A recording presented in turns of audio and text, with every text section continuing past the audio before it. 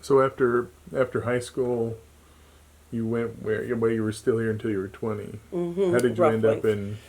I met my husband. My father had a landscaping business here in Jefferson County out on, which would be Route 9. Mm-hmm. The bypass did take that business. He was there almost 30 years. It was called Jones's Nursery and Landscaping. And so one day, this handsome blue eyed man came to work for my father straight out of college, and I was smitten. And it's been history ever since. And we've been married 45 years, and we have two sons. And what's his name? What's your husband's name? And my husband is Elwood Hughes Wagner III, and my sons are Benjamin Hughes Wagner and Colin Baker Wagner. So I was supposed to be a boy, but since I wasn't a boy, my mother and father gave me my grandfather and my grandfather's middle name, which is Baker. So that's why I'm Pamela Baker. And then we gave each one of our boys the middle names of their parents. So our first son has my husband's middle name, his father, and our second son has my middle name. And that name, Baker, was the maiden name of my grandfather's mother. So that's how the Baker came into play. One of the names that they had picked out for me was Hezekiah. And that was they loved my grandfather and my dad loved that name. So I'm almost kind of glad I wasn't a boy, so I didn't have to be Hezekiah. But I would have taken that name on if I needed to. So, yes. So you have your florist. Yes. And then your dad had his, and so it just, Yes. it's a whole line, isn't it? Yes. So we have now found out that it was 5 generations. So it would have been my great-great-grandparents in Scotland had a seed company. It was called the Watters Seed Company. And then they migrated over to Canada. And then they migrated down to Luray, Virginia, before it was West Virginia. And they had a little garden center. And then they moved up here to Jefferson County, and they had a garden center and a florist eventually there.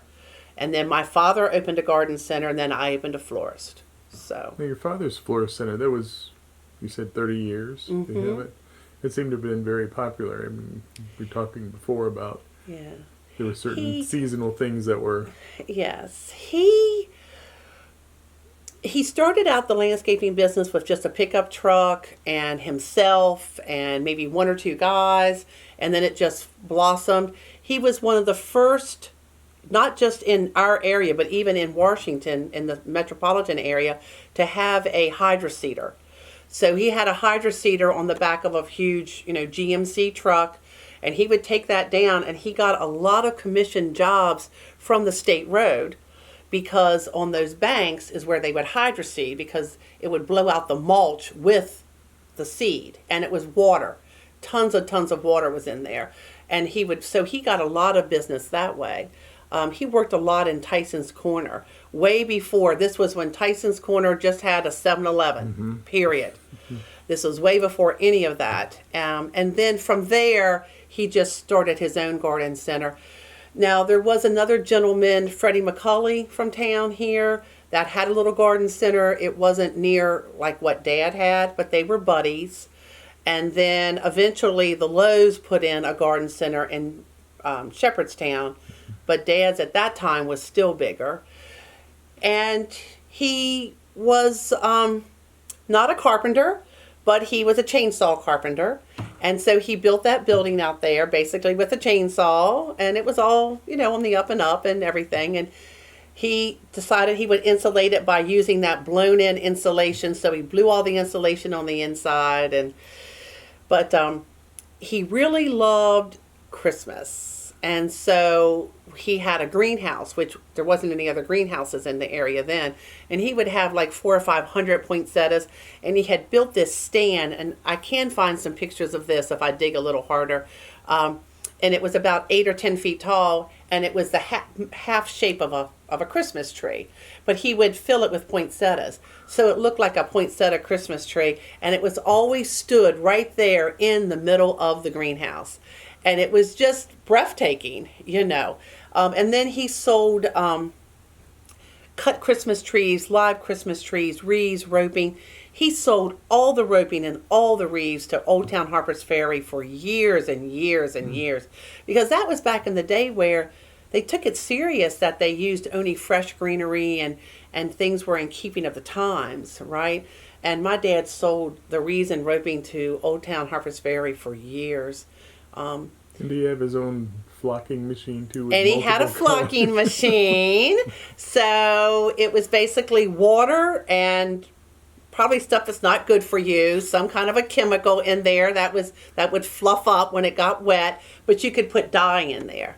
And so he always would dye some trees, flock them rather, in red, blue, pink, and white. And that was quite a big deal. And he would flock the trees, and then he had these huge oversized plastic bags that he would slide down over the tree so that you could take it home and you wouldn't lose your flocking and stuff like this. And I personally was not a fan of the flocked trees, but my dad said, if that's what the people want, we'll give it to them, right? But he loved that flocking machine.